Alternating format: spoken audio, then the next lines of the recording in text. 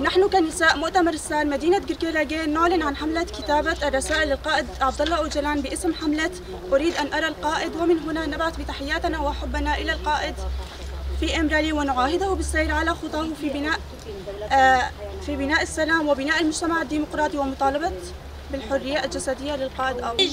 Salud, Apo, Méji, Salud.